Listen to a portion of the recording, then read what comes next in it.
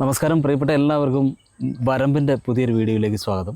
ഇന്ന് നമ്മോടൊപ്പം ഉള്ളത് മലയാളത്തിൻ്റെ സ്വന്തം കൃഷ്ണപ്രസാദ് ചേട്ടനാണ്.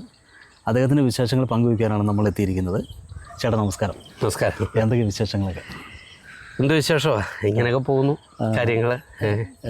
സിനിമ, ടെലിവിഷൻ, അതെ അതെ, അതുപോലെ തന്നെ അതിൻ്റെ ഇടയിൽ കൃഷി സജീവമായിട്ട് പോകുന്നുണ്ട്.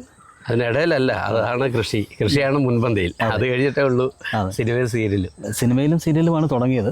അതെ അതെ, അത് കഴിഞ്ഞിട്ടാണ് ഈ കൃഷിയിലേക്ക് അവിചാരിതമായിട്ട് വരുന്നത്. അതെ അതെ അതെ. സിനിമ എന്ന് പറഞ്ഞു കഴിഞ്ഞാൽ സിനിമയിൽ ഏതൊക്കെയാണ് ഇപ്പം വരാൻ പോകുന്നത്? ഇപ്പം വാഴ 2 എന്ന് പറഞ്ഞൊരു പടം, അതാണിപ്പം ഇറങ്ങാൻ പോകുന്ന ആദ്യത്തെ പടം. പിന്നുള്ളത് ഒറ്റക്കൊമ്പനൊക്കെ പതുക്കെ ഉണ്ടാവും, വരുന്നതേ ഉള്ളൂ. അതെ അതെ അതെ.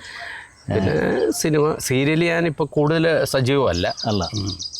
പിന്നെ കൃഷിയിൽ കുറച്ച് നാളായിട്ട് സജീവമായിട്ട് നിൽക്കുന്നത് കൊണ്ട് അതിലെ കാര്യങ്ങളും ഒക്കെ ആയിട്ട് നോക്കുന്നു. ഇനിയിപ്പം ഞങ്ങളുടെ ഈ കാണുന്ന ഈ പാടം എന്ന് പറയുന്നത് ഒരു 2 ആഴ്ചയ്ക്കുള്ളിൽ കൊയ്യേണ്ടതാണ്. അപ്പം ഇതൊരു അപ്പർ കുട്ടനാടൻ മേഖലയാണ്. കുട്ടനാടൻ മേഖല എന്ന് പറയുന്നത് കൊയ്ത്ത് നടന്നുകൊണ്ടിരിക്കുക ഇപ്പം. അപ്പോൾ അതിൻ്റെയൊക്കെ കർഷകർക്കുള്ള ബുദ്ധിമുട്ടുകൾ അതിനകത്തൊക്കെ ഇടപെടുക, അവർക്ക് എന്തെങ്കിലും ഒരു ആശ്വാസം കൊടുക്കാൻ സാധിക്കുകയാണെങ്കിൽ അതാണ് നമ്മളെ കൊണ്ട് ചെയ്യാൻ പറ്റുന്ന ഏറ്റവും വലിയ കാര്യം. ഇവിടെ സജീവമായിട്ട് സാംസ്കാരിക പ്രവർത്തനങ്ങൾ ഒക്കെ ഉണ്ട്. ഏത് സമയത്തും എന്താ പറയുന്നത്, സിനിമയുടെയോ സീരിയലിലോ തിരക്കിൽ നിന്നൊക്കെ മാറിയിട്ട് ഇവിടെയും ആളിന് കിട്ടുന്നുണ്ടെന്നുള്ളതാണ്. ഈ പണ്ടും എന്നെ സംബന്ധിച്ച് ഇപ്പോഴൊന്നല്ല, ഞാൻ എൻ്റെ എന്താ പറയുക, ഞാനൊരു വളരെ കുഞ്ഞിലെ ആദ്യമായിട്ട് അഭിനയിക്കാൻ പോകുമ്പോഴും എനിക്ക് ഭയങ്കര നാടുമായിട്ടുള്ളൊരു എന്തോ ഒരു ഭ്രമമുണ്ട്. അതുകൊണ്ടായിരിക്കാം ഇപ്പോഴും ഞാൻ ഈ ചങ്ങനാശ്ശേരി പെരുന്നേൽ താമസിക്കുകയും ഈ പറഞ്ഞ ഞാൻ ഒരിക്കലും വരാൻ സാധിക്കില്ല എന്ന് ചിന്തിച്ച ഒരു മേഖലയാണ് കൃഷി മേഖല. കാരണം ഇതെന്ന് പറഞ്ഞാൽ ചെളിയും ഭയങ്കര ബുദ്ധിമുട്ടുകൾ പല രീതിയിലുണ്ട്. അതിൻ്റെ കൂട്ടത്തിൽ ഇപ്പോൾ കർഷക തൊഴിലാളികളൊക്കെ വളരെ കുറഞ്ഞുകൊണ്ടിരിക്കുന്ന ഒരവസ്ഥ.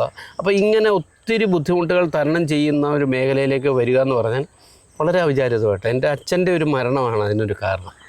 അപ്പോൾ ആ കാരണം കൊണ്ട് ഞാൻ വരികയും അതിന് നിമിത്തമായത് അച്ഛനോടൊപ്പം തന്നെ പണ്ട് ഉണ്ടായിരുന്ന ഒരു ഭാര്യയും ഭർത്താവും ഉണ്ടായിരുന്നു. അവരെന്നെ നിർബന്ധിക്കുകയും ഇപ്പോൾ എന്താണെന്ന് വെച്ച് കഴിഞ്ഞാൽ ഞാൻ ഇതിനകത്ത് ഈ കർഷകരുടെ കുട്ടനാട്ടിലാവട്ടെ, അപ്പർ കുട്ടനാടാവട്ടെ, പാലക്കാടൻ മേഖലയാവട്ടെ, അവിടുത്തെ എല്ലാ കർഷകരുടെ കൂട്ടായ്മകളിൽ ഞാൻ വളരെ സജീവമാണ്. അതിനകത്ത് ഓരോ സ്ഥാനങ്ങളൊക്കെ എനിക്ക് തന്നിട്ടുണ്ട്. അപ്പോൾ കൂടുതൽ ഉത്തരവാദിത്തങ്ങൾ കൂടുക. അപ്പം ഇതൊക്കെ കാണുമ്പോൾ ഈ മാനുഷികമായ ചില കാര്യങ്ങളുള്ളതുകൊണ്ട് നമ്മൾ പ്രതികരിക്കും. അപ്പോൾ പ്രതികരിക്കുമ്പം നമ്മളെ ദോഷക്കാരനായിട്ട് കാണുകയും, അത് പ്രതികരിക്കുന്നെന്ന് പറഞ്ഞാൽ ഒരു സാധാരണ ഒരു കർഷകൻ പ്രതികരിച്ചാൽ ചിലപ്പം ആരും അത് കാണണമെന്നില്ല. അതെ. അപ്പോൾ ഇപ്പം തന്നെ സിനിമയിൽ നിൽക്കുന്ന ആളായതുകൊണ്ട് ഒരു ചെറിയ വലിയ സെലിബ്രിറ്റി ഒന്നും അല്ല, എന്നാലും ഒരു ചെറിയ സെലിബ്രിറ്റി ഒരു കർഷകനായതുകൊണ്ട് ഇപ്പം നിങ്ങളാണേലും വന്ന് തന്നെ എടുക്കുന്നത്. അല്ല, ഒരു സാധാരണ വലിയൊരു ഒത്തിരി ഏക്കറിന് കൃഷി ചെയ്യുന്നൊരു കർഷകനാണെന്ന് പറഞ്ഞുകൊണ്ട് അയാളെ എടുക്കാൻ നിങ്ങൾ പോകണമെന്നില്ല. പക്ഷേ അതിനകത്ത് നമ്മളൊരു ചെറിയ സിനിമയായിട്ട് ബന്ധപ്പെട്ട ഒരാൾ ഈ ഒരു മേഖലയിൽ ഇത്രയും സജീവമാവുക എന്ന് പറയുന്നതിൻ്റെ ഒരു പ്രത്യേകത കൊണ്ടാണ് വരുന്നത്. അപ്പം ഞാനത് പ്രയോജനപ്പെടുത്തുന്നത് എൻ്റെ കൂടെയുള്ള കർഷകർക്ക് അതിലെന്ത് നേട്ടം നേടിക്കൊടുക്കാം എന്നാണ് ഞാൻ ചിന്തിക്കുന്നത്. ഈ അച്ഛൻ്റെ കാര്യം പറഞ്ഞല്ലോ, അച്ഛനോടുള്ള ആ സ്നേഹം ഇപ്പോഴും ചേട്ടനോട് കിട്ടുന്നുണ്ടെന്നുള്ളതാണ് നമ്മുടെ നാട്ടിൽ നിന്ന് ഈ കൃഷി മേഖലയിൽ. അല്ല, അത് എന്താ വെച്ചാൽ എൻ്റെ അച്ഛൻ ഒരു അധ്യാപകനായിരുന്നു. അപ്പോൾ അധ്യാപകനായിരുന്നു എന്ന് പറയുന്നതിനോടൊപ്പം തന്നെ അച്ഛനും ഇതേപോലെ തന്നെ സാമൂഹിക സാംസ്കാരിക രംഗങ്ങളിൽ എല്ലാ കാര്യത്തിലും വളരെ സജീവമായിരുന്നു. അച്ഛൻ എവിടെ പോയാലും അവിടെ അച്ഛനൊരു ബന്ധങ്ങൾ സൃഷ്ടിക്കുന്ന ഒരാളായിരുന്നു. പിന്നെ ഒരു പ്രത്യേക ക്യാരക്ടറായിരുന്നു. അപ്പോൾ അച്ഛൻ്റെ ഒരു ഇതിലാണ് ഞാൻ സിനിമയിലായാലും അച്ഛനാണ് എന്നെ കൂടുതലും പ്രൊമോട്ട് ചെയ്തിട്ടുള്ളത്. എന്നെ സംബന്ധിച്ചുള്ള എൻ്റെ ഏറ്റവും വലിയ നഷ്ടത്തിലൊന്നെന്ന് പറയുന്നത് എൻ്റെ അമ്മയാണ്. അമ്മ എൻ്റെ പ്രീ ഡിഗ്രിക്ക് പഠിക്കുന്ന സമയത്ത് എൻ്റെ അമ്മ മരിക്കുന്നതോടുകൂടിയാണ് ഞാൻ ദുഃഖം എന്ന് പറയുന്നതിൻ്റെ ആദ്യത്തെ ഒരു ചവിട്ടുപടി എനിക്ക് ഫീൽ ചെയ്യുന്നത് എൻ്റെ അമ്മയുടെ മരണമാണ്. അത് കഴിഞ്ഞ് നമ്മൾ പ്രായമാകും തോറും ആ ദുഃഖങ്ങളും നഷ്ടങ്ങളും വേദനകളും നമുക്ക് കൂടിക്കൊണ്ടിരുന്നു. പക്ഷേ അതുവരെ എനിക്കറിയില്ലായിരുന്നു എന്താണ് ദുഃഖമെന്ന് പോലും ഞാൻ അറിയാത്ത ഒരു ചെറുപ്പകാലമായിരുന്നു. ആ കാലഘട്ടങ്ങളിലാണ് ഞാൻ നാടകങ്ങൾ, ഞാനിങ്ങനെ ഒരു ദിവസം തന്നെ, അന്നൊക്കെ ഈ ഓണക്കാലത്തൊക്കെ എന്ന് പറഞ്ഞാൽ ഭയങ്കര ഏകാംഗ നാടക മത്സരങ്ങളുണ്ട്. അതെ. അപ്പോൾ അതെന്ന് പറഞ്ഞാൽ ഒരു സ്ഥലത്തു നിന്ന് അടുത്ത്, അന്ന് ഈ പറഞ്ഞ പോലെ കാറിൽ ലോറിയൊന്നും ഇല്ല, നമ്മൾ ബസ് കയറി മറ്റേ അവിടെ പോകുന്നു, അവിടെ മത്സരിക്കുന്നു, അത് കഴിഞ്ഞ് അടുത്ത സ്ഥലത്ത് പോകുന്നു, അങ്ങനെ ഒരു ത്വരയായിരുന്നു. കാരണം നമുക്ക് നാടകം എന്ന് അപ്പോൾ. പക്ഷേ വേറെ കാര്യം, എൻ്റെ അച്ഛൻ എന്നെ സപ്പോർട്ട് ചെയ്തിരുന്നു, അല്ലെങ്കിൽ എനിക്കൊരിക്കലും അങ്ങനെ പോകാൻ പറ്റുകയില്ല. അതെ, തീർച്ചയായിട്ടും ഈ രംഗത്തെ വളരെ ചെറുപ്പത്തിലെ തന്നെ അഭിനയിച്ചു തുടങ്ങിയ ആളാണ്. ആ കാലത്തൊക്കെ ഇങ്ങനെ മുൻപോട്ട് വരണമെങ്കിൽ വീട്ടിൽ നിന്ന് കിട്ടുന്ന ഒരു വലിയ സപ്പോർട്ട് ഉണ്ടായിരുന്നു. തീർച്ചയായിട്ടും, അതല്ലേ ഞാൻ പറയാം, അച്ഛൻ എന്ന് പറയുന്ന ഒരാളുടെ സപ്പോർട്ട് ആ മേഖലയിലുണ്ട്. പിന്നെ അമ്മ വീട്ടമ്മയായിരുന്നെങ്കിലും ഒരു കുട്ടനാടുകാരിയായിരുന്നു. പക്ഷേ അമ്മ എന്താ പറയുക, അമ്മയുടെ ആ ഒരു സ്നേഹം എനിക്ക് കൂടുതലായി അനുഭവിക്കാൻ സാധിച്ചില്ല എന്നുള്ളതൊരു വലിയ ഇപ്പോഴും ദുഃഖം അലട്ടുന്നുണ്ട്.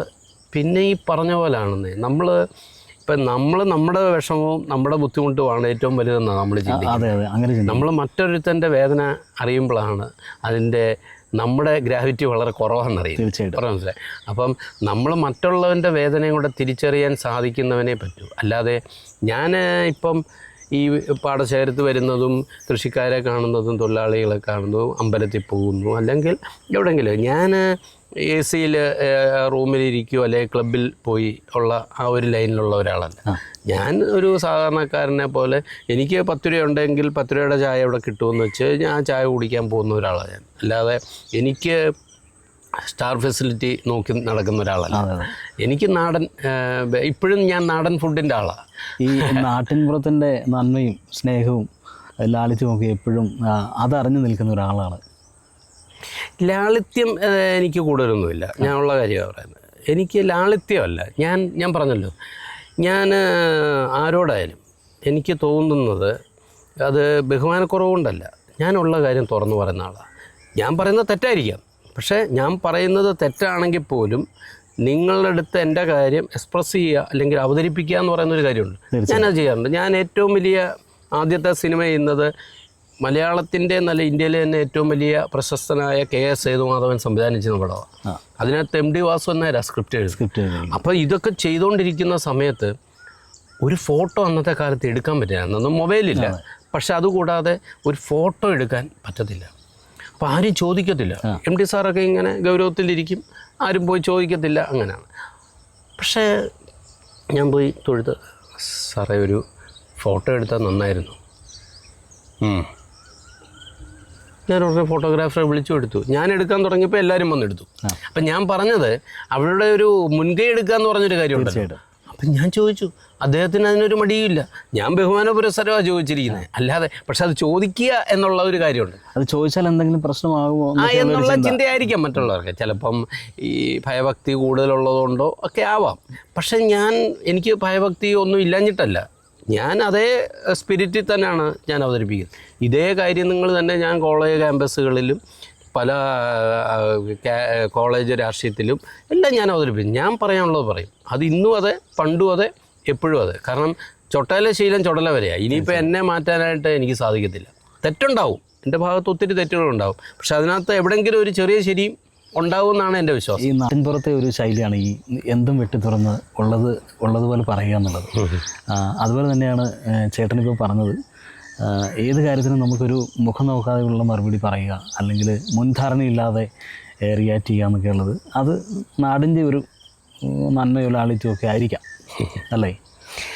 അല്ല, ഇത് ഞാൻ പറഞ്ഞില്ലേ, ചിലപ്പം ഓരോ സാഹചര്യങ്ങളാണ്. എന്നെ സംബന്ധിച്ചിടത്തോളം എനിക്ക് വലിയ അമിതമായ അമ്പിളിമാവനെ പിടിക്കണമെന്നോ ചന്തലിലേക്ക് പോകണമെന്നോ അങ്ങനെയൊന്നുമില്ല. എനിക്ക് എൻ്റെ എന്താ പറയുക, ഇങ്ങനെ പോകണം, അത്രയേ ഉള്ളൂ. അല്ലാതെ എനിക്ക് ചാടി മറ്റേ അമ്പിളിമാവനെ പിടിക്കണമെന്നോ അങ്ങനെ വലിയ അതിമോഹങ്ങളൊന്നുമില്ല. വലിയ സ്വപ്നങ്ങളില്ല. ഇല്ല, സ്വപ്നങ്ങളുണ്ട് എന്നല്ലാതെ വലിയ സ്വപ്നങ്ങളില്ല. അപ്പോൾ അതുകൊണ്ടായിരിക്കും എനിക്ക് അങ്ങനെ പറയാൻ പറ്റുക. അങ്ങനെ വലിയ സ്വപ്നങ്ങളുള്ള ഒരാൾക്ക് ചിലപ്പോൾ പറയാൻ പറ്റുക. കാരണം ലിമിറ്റേഷൻസ് തീർച്ചയായിട്ടും അവർക്കുണ്ടാവും. അത് അവരെ കുറ്റം പറഞ്ഞിട്ട് കാര്യമില്ല. നമ്മുടെ എന്താ പറയുക, അംബിഷൻ തടസ്സപ്പെടുത്തുന്ന ഒരു കാര്യത്തിലേക്ക് നമ്മൾ പോകാൻ പാടില്ല. അത് ശരിയായ കാര്യം തന്നെ. ഞാൻ അങ്ങനെ പറയുന്നതുകൊണ്ട് എനിക്ക് ദോഷമുണ്ടോ എന്ന് ചോദിച്ചാൽ ദോഷം തന്നെ. പലപ്പോഴും ദോഷങ്ങളുണ്ടായിട്ടുണ്ട്, ഒത്തിരി മാത്രം. ഞാൻ ചെറുപ്പം തൊട്ടേ കുറച്ച് ഒന്നുമില്ലെങ്കിൽ വളരെ ചെറുപ്പം തൊട്ടേ ഇങ്ങനെ സിനിമയിലൊക്കെ ഇങ്ങനെ കാണിക്കുകയൊക്കെ ചെയ്യുന്നതുകൊണ്ട് അന്നേ കുറച്ചൊക്കെ അറിയപ്പെടുന്ന ഒരാളാണ്. അപ്പോൾ അതുകൊണ്ട് അതിൻ്റേതായിട്ടുള്ള നമ്മുടെ തെറ്റുകൾ വരുമ്പോൾ അത് ഹൈലൈറ്റ് ചെയ്യും. മനസ്സിലായി? നമ്മുടെ ശരികൾ വരുമ്പോൾ അത് ചിലപ്പോൾ ഹൈലൈറ്റ് ചെയ്യും. അപ്പോൾ എന്താണെന്ന് വെച്ച് കഴിഞ്ഞാൽ ഈ തെറ്റുകൾ എന്നും ഇത് ഓർക്കപ്പെടുക. മനസ്സിലായി? അതേ സ്ഥാനത്ത് നമ്മൾ അറിയപ്പെടാത്ത ഒരു വ്യക്തിയാണെങ്കിൽ ഇതൊന്നും അറിയുന്നില്ല. അപ്പോൾ അത് ഇങ്ങനെ സംഭവിച്ചുകൊണ്ടിരിക്കും. അത് എന്താ പറയുക, ജീവിതത്തിൽ ഞാൻ പറഞ്ഞല്ലോ, ഞാൻ മനസാക്ഷിക്ക് നിരക്കാത്ത പ്രവൃത്തി ചെയ്തില്ല. മനസാക്ഷിക്ക് അനുസരിച്ചേ ഞാൻ പ്രവർത്തിക്കാറുള്ളൂ. ഒരാളെ ഇന്ന് വരെ, ഈ സെക്കൻഡ് വരെ ഞാൻ ഒരാളെ ഞാൻ ചീറ്റ് ചെയ്തിട്ടില്ല. സ്ട്രെയിറ്റ് ഫോർവേഡായിട്ട് മുമ്പോട്ട് പോകുന്ന ആളാണ് ഞാൻ. ഉള്ള കാര്യം തുറന്നു പറയും. ഞാൻ പറയുന്ന തെറ്റാ, ചിലപ്പോൾ അത് വളരെ തെറ്റായിരിക്കാം നിങ്ങളുടെ ഭാഗത്ത്, പക്ഷേ എൻ്റെ ഭാഗത്ത് അത് ശരിയായിരിക്കാം. അത് മറ്റുള്ള ഭാഗത്തും തെറ്റായിരിക്കാം ഞാൻ ഈ പറയുന്നത്. പക്ഷേ ഞാനുള്ള കാര്യം തുറന്നു പറയും. തുറന്നു പറയുക എന്ന് പറയുന്നത് എന്താണെന്ന് വെച്ച് കഴിഞ്ഞാൽ, മനുഷ്യന് കുറച്ചൊക്കെ ഒരു ഞാൻ പറഞ്ഞില്ലേ, അതുകൊണ്ട് ദോഷങ്ങൾ ഒത്തിരി ഉണ്ട്. എനിക്ക് ഒത്തിരി ഉണ്ട്. സിനിമയിൽ നിൽക്കുന്ന ആളുകളെ സാധാരണ ഒരു ഡിപ്ലോമാറ്റിക് ആയിട്ടാണ് മുമ്പോട്ട്. അതെ. ഈ എന്താ പറയുക, പകൽ കാണിച്ചിട്ട് രാത്രിയാണെന്ന് വെച്ചാൽ അതെന്ന് പറയുന്ന ഇതാണ് സിനിമയുടെ ഒരു രംഗം. അവിടെ പോലും ചിലപ്പം ഞാൻ എത്തേണ്ട രീതിയിൽ എത്താത്തതിൻ്റെ ഒരു കാരണം ചിലപ്പോൾ എൻ്റെ ഒരു എന്താ പറയുക, വിശ്വാസങ്ങളും എൻ്റെ ഒരു ഐഡിയോളജിയും എൻ്റെ ഈ പറഞ്ഞുള്ള ക്യാരക്ടറും ഒക്കെ ആയിരിക്കും. പക്ഷേ എവിടെയും എനിക്കൊരു ഒരു കുന്നിനൊരു ഇറക്കം എന്ന് പറഞ്ഞ പോലെ ഞാൻ എപ്പോഴും അങ്ങനെയാണ്. ഞാനൊരു ആരും പ്രതീക്ഷിക്കാത്ത കാലങ്ങളിൽ പോലും ഞാൻ ശിവാജി ഗണേശനോടൊപ്പം അഭിനയിച്ച ഒരു ചെറുപ്പക്കാരനാണ്. അപ്പം ഞാൻ ചോദിച്ചിട്ട് ശിവാജി ഗണേശനോടൊപ്പം അഭിനയിച്ച ഒരാളെന്നുള്ള രീതിയിൽ എനിക്കത് പ്രതീക്ഷിക്കാൻ പറ്റുന്നതാണ്. അത് കിട്ടി. MDയുടെ ഏറ്റവും വലിയ ആത്മകഥയാണ് നാലുകെട്ട്. അതിൽ അപ്പുണ്ണിയായി, അതിൽ നായകനായിട്ട് അപ്പുണ്ണി എന്ന് പറഞ്ഞാൽ അതിനപ്പുറം ഒന്നും ഇല്ലല്ലോ. ആ സമയത്ത് ചെറുപ്പക്കാരായിട്ടുള്ള ഒരുപാട് നടന്മാരുണ്ട്, യുവതാരങ്ങളുണ്ട്. അവർക്കൊന്നും കിട്ടാത്തത്ര വലിയ ആളുകളുടെ കൂടെ, ലെജൻസ് ആയിട്ടുള്ള ഡയറക്ടേഴ്സിൻ്റെ ഒക്കെ കൂടെ അഭിനയിക്കാനുള്ള അവസരം കിട്ടിയിട്ടുണ്ട്. ഇപ്പോൾ പറഞ്ഞതുപോലെ ശിവാജി സാറിൻ്റെ കൂടെ, അതുപോലെ MD സാറിൻ്റെ സ്ക്രിപ്റ്റ് നായകനായി. ഇതൊന്നും ഒരു ചെറിയ കാര്യമായിട്ട് തോന്നുന്നു. MD സാർ ആണ് നാലുകെട്ടിൻ്റെ ഡയറക്ടർ. അതും കൂടെ ഉണ്ട്, സ്ക്രിപ്റ്റ് മാത്രമല്ല, അദ്ദേഹത്തിൻ്റെ ഡയറക്ഷനിലാണ് അത് അഭിനയിച്ചത്. അപ്പം ഞാൻ പറഞ്ഞില്ലേ, അദ്ദേഹത്തിനെ പറ്റിയുള്ള ബുക്കിൽ പോലും ആ ഒരു നമുക്കൊരു പരാമർശം, പുണ്യമായിട്ട് അഭിനയിച്ചത് കൃഷ്ണപ്രസാദ് ആണെന്ന് പറഞ്ഞ അദ്ദേഹത്തിൻ്റെ ബുക്കിൽ ഒരു വരി വരാൻ സാധിക്കുക എന്ന് പറയുന്നത് ഇനി അതിൽ കൂടുതലൊന്നും ഇല്ല. അപ്പം ഞാൻ ഇനി നാളെ എവിടെയെങ്കിലും റോഡ് സൈഡിൽ പോലും മരിച്ചു വീണാൽ എന്നെ സംബന്ധിച്ചിടത്തോളം MDയുടെ നായകനെ പറയത്തുള്ളൂ. തീർച്ചയായിട്ടും അല്ലേ? അല്ലെങ്കിൽ ചിലപ്പോൾ ഒരു വാക്കും കൂടെ ചിലപ്പോൾ വരാം, കർഷകൻ എന്നും കൂടെ വരാം. അപ്പോൾ ഇത് രണ്ടുമേ ഞാൻ ആഗ്രഹിക്കുന്നുള്ളൂ. അല്ലാതെ മലയാളത്തിൻ്റെ വലിയ അഭിനയ ചക്രവർത്തി എന്നൊന്നും നാളെ വരാൻ സാധ്യതയില്ല. അതൊന്നും ഞാൻ പ്രതീക്ഷിക്കുന്നില്ല. ഈ സാറിൻ്റെ പുസ്തകത്തിലെ പരാമർശം ഒരു വലിയ അവാർഡാണ് ശരിക്കും പറഞ്ഞാൽ. പിന്നെ സംശയമുണ്ടോ? അത് വായിക്കുന്നത് അതുപോലുള്ള ആൾക്കാരാണ്. അപ്പോൾ അവരത് കാണുകയും കേൾക്കുകയും ചെയ്യുമ്പോൾ അത് വലിയ ഒരു ഇതാണ്. എന്നെ സംബന്ധിച്ചിടത്തോളം ഇതൊക്കെയാണ് എൻ്റെ ഒരു സന്തോഷം. ഈ ആദ്യം പറഞ്ഞല്ലോ, ഈ തുറന്ന് സംസാരിക്കുന്ന ആളാണെന്ന് പറഞ്ഞു. അപ്പോൾ കുറച്ചും കൂടി ഒന്ന് കോംപ്രമൈസ് ചെയ്തിരുന്നുവെങ്കിൽ കുറച്ച് കൂടുതൽ അവസരങ്ങളിലേക്കൊക്കെ പോകാമായിരുന്നു എന്ന് ചിന്തിക്കാറുണ്ടോ? ഉറപ്പല്ലേ. അത് നമ്മളെ സംബന്ധിച്ചിടത്തോളം ഒരു എന്താ പറയുക, പിന്നെ പലതും എന്തിനാണ് നമ്മളങ്ങനെ എന്ന് ചിലപ്പോൾ റീതിങ്ക് ചെയ്യുമ്പം അതിൻ്റെ ആവശ്യമില്ലായിരുന്നു എന്ന് നമ്മൾ ചിന്തിച്ചിട്ടുണ്ട്. അതേ സ്ഥാനത്ത് അല്ലാത്ത കാര്യങ്ങളിൽ നമ്മൾ റിഗ്രറ്റ് ചെയ്യുക എന്ന് പറയുന്ന ചില കാര്യങ്ങളുണ്ടല്ലോ, അത് ചിന്തിക്കണം. പിന്നെ അപ്പോൾ അതിനകത്തൊക്കെ അതേ സ്ഥാനത്ത് ദോഷങ്ങൾ നമ്മുടെ ജീവിതത്തിൽ ചുമ്മാ ഇരുന്നാൽ ഒരു ദോഷവും വരത്തില്ല. പക്ഷേ മറ്റുള്ള പബ്ലിക്കിൽ ഇടപെടുമ്പോൾ എപ്പോഴും ദോഷങ്ങൾ വരും. പബ്ലിക്കുമായിട്ട് ബന്ധപ്പെട്ടാൽ നമുക്ക് ഉറപ്പാണ് അതിനകത്ത് ഞാനെന്നോ വേറൊരാളെന്നോ ഒന്നുമില്ല. സെലിബ്രിറ്റി ആണെങ്കിൽ കൂടുതലായിട്ടുള്ള ബുദ്ധിമുട്ട് വരും. എന്നേക്കാൾ വലിയ ആൾക്കാരാണെങ്കിൽ അതിനനുസരിച്ചുള്ള പ്രശ്നം വരും. അപ്പം ഞാൻ ഈ കഴിഞ്ഞ ദിവസം തന്നെ മമ്മൂക്ക എന്ന് പറഞ്ഞ ഒരു മലയാളത്തിൻ്റെ ഏറ്റവും വലിയ ആൾ, അദ്ദേഹത്തെ പറ്റി പോലും എന്താ പറയുക, ചിന്തിക്കാത്ത കാര്യങ്ങളിൽ പറ്റിയാണ് അദ്ദേഹത്തിന് ഇത് വന്നത്. അപ്പോൾ എന്താ, അദ്ദേഹം പോസിറ്റീവായിട്ട് ചിന്തിച്ച കാര്യം നെഗറ്റീവ് ആകുന്നു. അപ്പം നമ്മൾ ചിന്തിക്കുന്ന കാര്യങ്ങളല്ല ഇതൊന്നും വരുന്നത്. പിന്നെ ഞാൻ എപ്പോഴും എനിക്ക് കോർഡിനേറ്റ് ചെയ്യാനൊക്കെ ഇഷ്ടമാണ്. സംഘടനാ പ്രവർത്തനങ്ങൾ അല്ലെങ്കിൽ ഈവൻറ്റ് മാനേജ്മെൻറ്റിലേക്ക് ഞാൻ പോകാറില്ല. കാരണം അതെനിക്ക് അവിടെയും കാശുണ്ടാക്കാമായിരുന്നു അങ്ങനെ പോയിരുന്നെങ്കിൽ. പക്ഷേ ഞാൻ അതിന് പോയിട്ടില്ല. എൻ്റെ അടുത്ത് ഇതിനു മുമ്പ് തന്നെ എത്രയോ പേര് ചോദിച്ചു ഈവൻറ്റ് മാനേജ്മെൻറ്റ് തുടങ്ങാൻ പറ്റും. ഞാൻ പറഞ്ഞില്ലേ, ഈ സാമ്പത്തികമായ ഒരു മോട്ടിവേഷൻ ആണെങ്കിൽ ഞാൻ ഇതല്ല ചെയ്യേണ്ടത്, എനിക്ക് ഇതിൽ കൂടുതൽ പല കാര്യങ്ങളും ചെയ്യാം. സാധ്യത ഉണ്ടായിരുന്നു കൂടുതൽ, പല സാധ്യതകളുണ്ട്, ബിസിനസ് രംഗത്തായാലും മറ്റുള്ള പല കാര്യങ്ങളും. പക്ഷെ ഞാൻ എൻ്റെ ക്യാരക്ടർ അനുസരിച്ച് അത് പറ്റില്ല, പിന്നെ വെറുതെ എന്തിനാ. അപ്പം അതുകൊണ്ട് ഞാൻ ഒന്നാമത് ഇപ്പം തന്നെ ഞാൻ ഈ നിൽക്കുന്ന ഈ മണ്ണിൽ നിൽക്കുമ്പോൾ ഈ പറഞ്ഞ പാടമെന്ന് പറയുന്ന നെൽപ്പാടമെന്ന് പറയുന്ന ഈ സംഭവത്തിന് പോലും എത്രമാത്രം കഷ്ടപ്പാട്, എത്രമാത്രം ബുദ്ധിമുട്ടുണ്ട് ഇതൊന്ന് പിടിച്ചു നിർത്താൻ വേണ്ടി. കാരണം കേരളത്തിൽ വളരെ സ്ട്രഗിൾ ചെയ്താണ് ഞങ്ങൾ ഈ കൃഷി ചെയ്യുന്നത്. ആ സ്ട്രഗിൾ ചെയ്യുന്ന കർഷകരെ സംബന്ധിച്ചോളം അടുത്തൊരു പ്രാവശ്യം ചെയ്യാൻ പറ്റാത്ത രീതിയിൽ മുന്നോട്ട് പോകുമ്പോൾ ഞങ്ങൾ സ്ട്രഗിൾ ചെയ്യുമ്പോൾ ഞാൻ അവർക്ക് കൂടെ നിൽക്കുന്ന എന്താണെന്ന് വെച്ചാൽ നാളെയും അവരോടൊപ്പം ഇത് ചെയ്യാൻ സാധിക്കണം എന്നുള്ളത്. ഇത് ചെയ്യുന്നത് കൊണ്ടാണ് ഇവിടെയുള്ള സാധാരണക്കാരനും ഇവിടുത്തെ ആൾക്കാരും അരിയാഹാരം കഴിക്കുന്നത്. ഈ അരിയാഹാരം കഴിക്കുക എന്ന് പറയുന്നത് വെറുതെ മരത്തിൽ നിന്ന് കൊണ്ടുവരുന്ന അല്ല എന്ന് ചിന്തിക്കുന്ന ഒരു സമൂഹത്തിന് കൊണ്ട് കൊടുക്കാൻ വേണ്ടിയാണ്. അപ്പോൾ അതൊക്കെ ഒരു വലിയ ഒരു സംഭാവന എന്നുള്ളതല്ല, നമ്മുടെ പ്രയത്നം. ഇതൊരു എന്താ പറയുന്നത്, നാടിന് വേണ്ടിയിട്ട് ചെയ്യുന്ന ഒരു നന്മയെന്നോ അല്ലെങ്കിൽ നമുക്കൊരു സേവനമെന്നോ ഒക്കെ പറയാമായിരിക്കും ഇങ്ങനെയുള്ള പ്രവർത്തനങ്ങൾ, അല്ലേ? സിനിമയിൽ നിൽക്കുന്ന ഒരാളിൽ നിന്ന് സാധാരണ ഇങ്ങനെയുള്ള ഒരു സമീപനമൊന്നും ആരും പ്രതീക്ഷിക്കുന്നില്ല, അല്ലേ? അല്ല, അത് എന്താണെന്ന് വെച്ചാൽ ഞാൻ ചെറുപ്പത്തിൽ ഞാൻ പറഞ്ഞില്ലേ ഞങ്ങൾ കുടുംബ സ്വത്തായത്. അപ്പോൾ എന്താണെന്ന് വെച്ച് കഴിഞ്ഞാൽ അന്നൊക്കെ അച്ഛൻ കൃഷിക്കും ഒക്കെ പോകുമ്പോൾ ചെളിയും പിടിച്ച് ഇങ്ങനെ പിന്നെ ഇതിലൊക്കെ വരുന്ന ചുമ്മാതെ ഇത്. അപ്പോൾ അന്ന് നമ്മൾ സിനിമ എന്നുള്ള ഇതാണ്. പക്ഷേ അവിടുന്ന് ഞാൻ ഈ 18 വർഷങ്ങൾക്ക് മുമ്പ് അന്ന് ഒരു യുവാക്കളും കൃഷിയിലേക്ക് വരാത്ത കാലത്ത് ആണ് ഞാൻ ഇതിലേക്ക് വരികയും, അപ്പം നമ്മൾ വരുമ്പോൾ മറ്റുള്ളവർ ചിന്തിക്കുന്ന ഇതിനകത്ത് എന്തോ ലാഭം കിട്ടുന്നുണ്ടെന്ന് ചിലപ്പോൾ അവർക്ക് ചിന്തിക്കാം. അപ്പോൾ അങ്ങനെ ചിന്തിക്കുന്നുണ്ട് അവരും കുറച്ച് പേരൊക്കെ ഇതിനകത്ത് വരാൻ സാധിച്ചു. പക്ഷേ ഇപ്പം ചിന്തിക്കുമ്പോൾ ഏതാണ്ട് 50 വയസ്സിൽ താഴെയുള്ള ഒരു കർഷക തൊഴിലാളികളോ, ഒന്നാമത് തൊഴിലാളികൾ നമ്മുടെ ലോക്കലായിട്ട് ആരുമില്ല, ഒന്നുമില്ല, അതിഥികളായിട്ടുള്ളവർ മാത്രമാണ് തൊഴിലാളികളായിട്ടുള്ളത്. അപ്പം ഞങ്ങൾ വളരെ ആ ഒരു രംഗത്ത് വളരെയധികം ബുദ്ധിമുട്ട് ചെയ്യാം. കേരളത്തിൽ പോലും പാലക്കാട്ടെ രീതിയല്ല കുട്ടനാട്ടിലെ രീതിയല്ല പിന്നെ പറവൂർ ഭാഗത്തെ പൊക്കാളി, ഇതൊന്നുമല്ല നെയ്യാറ്റിൻകരയിലോട്ട് പോയാൽ. അപ്പോൾ ഈ കേരളം പോലുള്ള ആ ചെറിയൊരു സംസ്ഥാനത്ത് പല രീതിയിലാണ് ഭൂപ്രകൃതിയും അതോടൊപ്പം മണ്ണിൻ്റെ ഘടന ഇതുപോലെ തന്നെയാണ് ഈ കാര്യങ്ങൾ പല രീതിയിലാണ്. അപ്പോൾ അത് മനസ്സിലാക്കി അതിനർഹമായ സ്ഥാനങ്ങൾ തരേണ്ടത് ഒരു ഗവൺമെൻറ് ആണ്, അതിനൊരു ഡിപ്പാർട്ട്മെൻ്റ് ഉണ്ട്, അതാണ് കൃഷി വകുപ്പ് എന്ന് പറയുന്നത്. അവരത് മനസ്സിലാക്കി കൊടുക്കണം. അല്ലാതെ ഞാൻ ചിന്തിച്ചിട്ടോ ഒരു വലിയ വ്യക്തി ചിന്തിച്ചിട്ടോ കാര്യമില്ല. അത് ചിന്തിക്കേണ്ടത് ഒരു ഡിപ്പാർട്ട്മെൻ്റ് ഉണ്ട്, എത്രയോ കോടികൾ അതിനുവേണ്ടി ചിലവാക്കുന്നു. അവരാണ് അതിനെ മനസ്സിലാക്കി വേണ്ടുന്ന പരിഹാരം കണ്ടെത്തണം. തീർച്ചയായിട്ടും. ഈ ആദ്യത്തെ സിനിമയിൽ പറഞ്ഞു, ശിവാജി സാറിൻ്റെ കാര്യം പറഞ്ഞു. അതായത് പ്രതാപത്തൻ സാറായിരുന്നു ആ സിനിമയുടെ സംവിധായകൻ. ഒരു വലിയ ഗ്രൂപ്പ് ആളുകൾ അതിന് പിന്നിലുണ്ടായിരുന്നു. ഇപ്പം നെടുമുടി വേണു സാറ്, സോമൻ സാറ്, അതുപോലെ മലയാളത്തിലെ ഒട്ടുമിക്ക ഞാൻ ഒരു ദിവസം അഭിനയിക്കുമ്പോൾ അതിനകത്ത് അവിടെ ശിവാജി സാറിനെ കാണാൻ വന്ന ആരാന്നറിയോ? കമലഹാസൻ.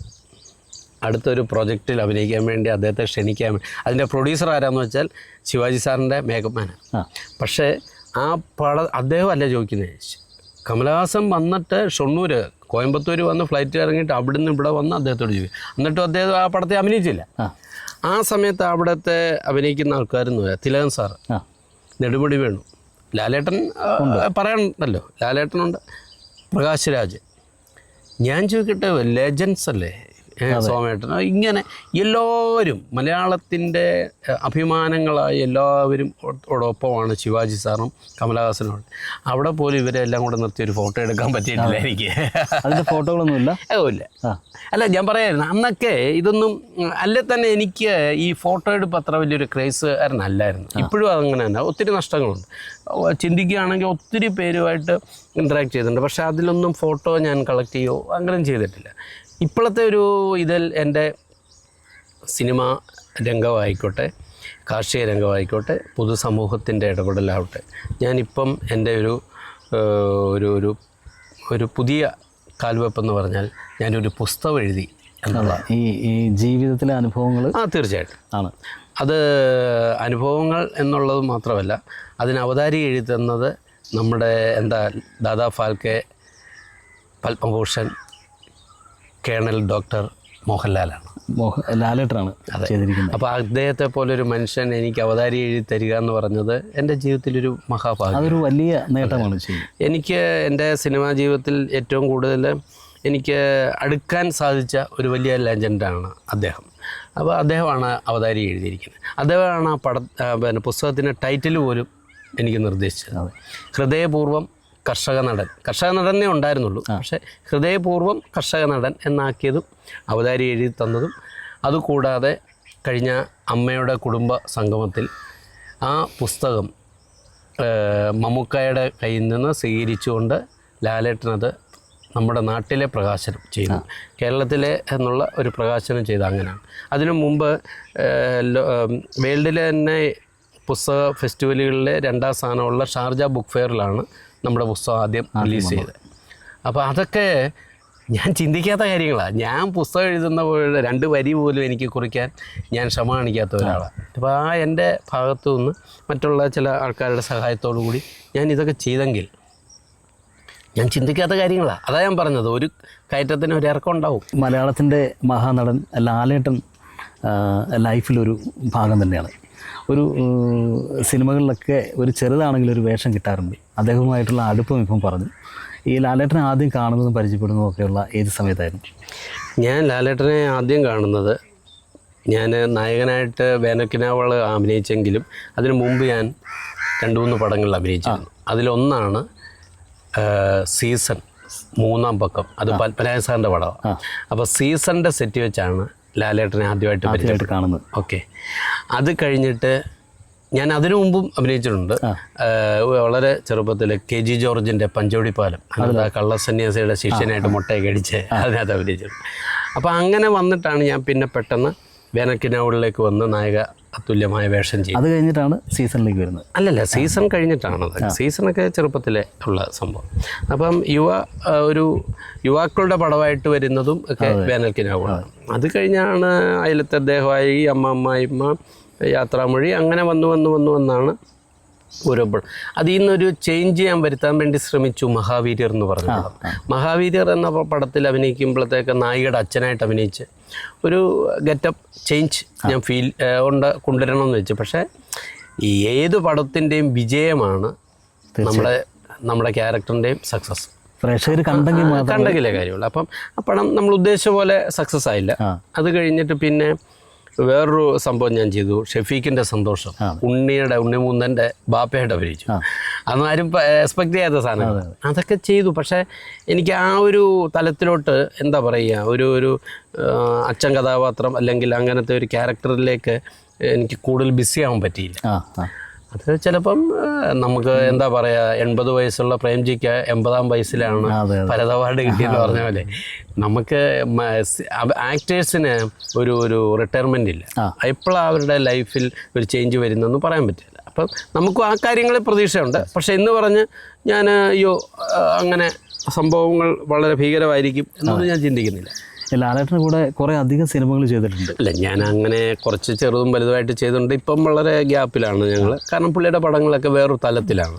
അപ്പം അതുകൊണ്ട് അങ്ങനൊന്നുമല്ല, കാണുമ്പം സൗഹൃദമുണ്ട്. ആ ഒരു അദ്ദേഹത്തിന് എല്ലാവരോടും ആ ഒരു സന്തോഷവും താല്പര്യമുള്ള ആളാണ്. നമ്മളോടും അത് തന്നെ കാണിക്കുന്നുണ്ട്. അതൊക്കെ അദ്ദേഹം നമ്മളെ മോനെ എന്ന് വിളിക്കുമ്പോൾ തന്നെ നമുക്കൊരു സന്തോഷമല്ലേ, പോസിറ്റീവ് എനർജി. തീർച്ചയായിട്ടും. ഇപ്പം മമ്മൂക്ക തന്നെ ഇദ്ദേഹം വന്നിട്ട് ഈ പുസ്തകത്തിൻ്റെ സംഭവത്തിൻ്റെ ചോദിച്ചു, നീ എഴുതാനുമൊക്കെ തുടങ്ങി. അപ്പോൾ എന്ന് പറഞ്ഞാൽ നമ്മളിതിൻ്റെ പ്രതീക്ഷിക്കാത്ത സാധനങ്ങളാണ് അതൊക്കെ. അപ്പം അദ്ദേഹം അതൊക്കെ പറയുകയും, അപ്പോൾ അതിനകത്ത് ലാലേട്ടൻ പറഞ്ഞ ഒരു ആശംസ പറഞ്ഞ ചെറുപ്പം മുതൽ ഉള്ള എൻ്റെ ബാല്യകാലം തൊട്ടുള്ള എൻ്റെ ജീവിത രീതികളിലാണ് വന്നത്. എന്നിട്ട് ഞാൻ കൃഷിയിലേക്ക് വന്നതാണ്. അപ്പോൾ അതിനകത്ത് എൻ്റെ ക്യാമ്പസ് രാഷ്ട്രീയമുണ്ട്, എൻ്റെ സിനിമാ ജീവിതമുണ്ട്. അത് കഴിഞ്ഞിട്ട് ഞാൻ ഇതിലേക്ക് വന്ന ഒരു അനുഭവം. അപ്പോൾ അതൊക്കെ ഇവരെ കമൻറ്റ് ചെയ്യുമ്പം സർക്കാരല്ലോ കണ്ണുള്ളപ്പോൾ കണ്ണിൻ്റെ വില അറിയത്തില്ലെന്ന് പറഞ്ഞ പോലെ മമ്മൂക്ക പറയുന്ന ഈ വാക്കുകളായാലും ലാലേട്ടൻ പറയുന്ന ഈ വാക്കുകളുമൊക്കെ നമുക്ക് അമൂല്യമായിട്ട് പിന്നീടായിരിക്കും ഇതിനപ്പുറമായിട്ട് നമുക്ക് പ്രഷ്യസായിട്ട് മാറാൻ പോകും. അതുകൊണ്ട് അതൊന്നും ഒരു ഇതല്ല. ജീവിതത്തിൽ എന്താ പറയുക, നമുക്ക് ഏറ്റവും വലുത് ഒരു സമാധാനം എന്ന് പറയാം. പക്ഷേ നമ്മൾ സോഷ്യൽ കമ്മിറ്റ്മെൻ്റ് ഉണ്ടെങ്കിൽ ഒരിക്കലും സമാധാനം ഉണ്ടാകത്തില്ല.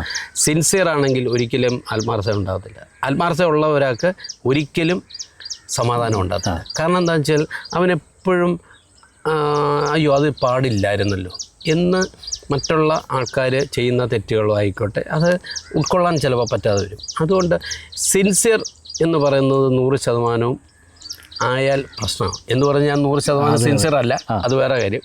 പക്ഷേ അങ്ങനെ ഒരു കാര്യമുണ്ട്. അത് ചിലപ്പം ജീവിതത്തിലെ ഒരു ഭാഗങ്ങളായിരിക്കാം. കുടുംബജീവിതത്തിൽ ഞാൻ 100% ഞാൻ നല്ലൊരു അച്ഛനും നല്ലൊരു ഭർത്താവും ആവാൻ മാക്സിമം എന്നെക്കൊണ്ട് ശ്രമിക്കാറുണ്ട്. പക്ഷെ അത് അവർക്കത് 100% പെർഫെക്റ്റ് ആണോ എന്ന് എനിക്ക് പറയാൻ പറ്റില്ല. അത് എൻ്റെ മക്കളും എൻ്റെ ഭാര്യയുമാണ് പറയേണ്ടത്. അപ്പോൾ അതൊക്കെയാണ് അങ്ങനെ. ഈ ക്യാമ്പസ് രാഷ്ട്രീയത്തെ പറ്റി പറഞ്ഞു. കോളേജിൽ ഈ പറഞ്ഞതുപോലെ രാഷ്ട്രീയത്തിലൊക്കെ സജീവമായിരുന്നു ആ സമയത്ത്. അതെ, ഒരു കലാകാരൻ എന്നുള്ള പേരുണ്ട്, അതുപോലെ ഒരു സിനിമാ നടനാണ്. ആ കാലത്തൊക്കെ ഒരു കോളേജിൽ പഠിക്കുന്ന ഒരാൾക്ക് ഇങ്ങനെയുള്ള ഒരു അവസരം കിട്ടുക എന്ന് പറഞ്ഞാൽ വലിയ കാര്യമാണ്. അപ്പോൾ ആ ഒരു ഫെയിം ഉണ്ടായിരുന്നു കോളേജിലൊക്കെ. അല്ലേ, അതുകൊണ്ടാണല്ലോ അന്ന് വരെ ഒരു കേരളത്തിൽ ഒരു ക്യാമ്പസിലും കിട്ടാത്ത ഒരു ദേശീയ പ്രസ്ഥാനത്തിൻ്റെ വിദ്യാർത്ഥി പ്രസ്ഥാനത്തിന് ഒരു യൂണിയൻ പിടിച്ചു കൊടുക്കാൻ എന്നെക്കൊണ്ട് സാധിച്ചത്. ഞാനൊരു ചെറിയ സെലിബ്രിറ്റിയും അത്യാവശ്യം കോളേജിൽ എന്ന് പറഞ്ഞാൽ എൻ്റെ പരിസരത്ത് താമസിക്കുന്ന ഒരാളെന്നുള്ള ഒരു ഇതൊക്കെ അതിന് ഒരു മുതൽക്കൂട്ടായി കാണും. അപ്പോൾ അതൊക്കെ അന്ന് സാധിച്ചു എന്ന് പറഞ്ഞ് ഞാനൊരു അന്ധമായ രാഷ്ട്രീയക്കാരനോ ഒരു അന്ധമായ ഇതൊന്നും ഞാൻ ചിന്തിക്കാറില്ല. തെറ്റ് എവിടെ കണ്ടാലും ഞാൻ പറയും. അതാ ഞാൻ പറഞ്ഞത്, തെറ്റ് ഏത് നമ്മുടെ സ്വന്തം ഇതാണെങ്കിലും നമ്മുടെ കുടുംബത്തിലാണെങ്കിലും തെറ്റാണെന്ന് പറയും. പക്ഷേ എൻ്റെ തെറ്റ് നിങ്ങൾ ചൂണ്ടിക്കാണിച്ചാൽ പിന്നീടാണെങ്കിലും ഞാനത് മനസ്സിലാക്കാൻ ശ്രമിക്കാറുണ്ട്. തീർച്ചയായിട്ടും. അപ്പോൾ അതുകൊണ്ട് എൻ്റെ ഭാര്യ അവൾ ഹൗസ് വൈഫാണ്, രശ്മി എന്നാണ്. മക്കൾ മൂത്ത മോള് പ്രാർത്ഥന, അവൾ BCAക്ക് ചെന്നൈയിലാണ് പഠിക്കുന്നത്. ഇളയ ആളിപ്പോൾ +2 കയറി പ്രപഞ്ച. അപ്പോൾ ഇതൊക്കെയാണ്. പിന്നെ എന്നെ സംബന്ധിച്ചോളം ഞാൻ രാവിലെ എഴുന്നേറ്റ് എനിക്ക് പെരുന്നയിലെ വേലായുധൻ എന്ന് പറയുന്ന സുബ്രഹ്മണ്യൻ്റെ ക്ഷേത്രമുണ്ട്, അവിടെ പോയി തൊഴുക. ഇതൊക്കെ ഉള്ളൂ എൻ്റെ ജീവിതത്തിൽ. പിന്നെ സുഹൃത്തുക്കളെയൊക്കെ ഒന്ന് ഒത്തിരി ദിവസം മാറി നിൽക്കാൻ എനിക്ക് പറ്റും. സുഹൃത്തുക്കളെന്ന് പറഞ്ഞാൽ അങ്ങനെ എന്നും ഭയങ്കരമായിട്ട് അങ്ങനെ അതൊന്നുമില്ല, വളരെ ലിമിറ്റഡ് ആയിട്ടുള്ള ആൾക്കാരേ ഉള്ളൂ. അവരെയൊക്കെ ഒന്ന് കണ്ട് എന്തുണ്ടെന്ന് ചോദിച്ചാൽ മതി, ഓക്കെയാ. അതെന്നും ഒരു ശൈലിയായിട്ട് ഇങ്ങനെ പോയിക്കൊണ്ടിരിക്കുകയാണ്. അത് പണ്ടും അതെ ഇപ്പോഴും അതെ. അതിനകത്ത് ഒരു എന്താ പറയുക, എന്തോ ഒരു കോർത്തിണക്കിയിട്ടുണ്ട്. അത് ഇതിൽ നിന്ന് എനിക്ക് മാറാൻ സാധിക്കുന്നു. ഒരു ഇമോഷണൽ ബോണ്ടിങ് എന്ന് വേണം പറയാം. ചിലപ്പോൾ ആയിരിക്കാം. അപ്പം നാളെ ഈ പറഞ്ഞ പോലെ നല്ലതിന് വേണ്ടിയുള്ള ഒരു ശ്രമത്തിൻ്റെ ഭാഗമാകാൻ സാധിച്ചു എന്ന് സമൂഹം പറയാൻ ഇടവരുത്തട്ടെ എന്ന് എനിക്ക് പറയാൻ പറ്റും. തീർച്ചയായിട്ടും. അത് കൃഷിയാവട്ടെ മറ്റുള്ള കാര്യങ്ങളാവട്ടെ. എന്നെ സംബന്ധിച്ചിടത്തോളം ഞാനൊരു ഫൈറ്ററാണ്.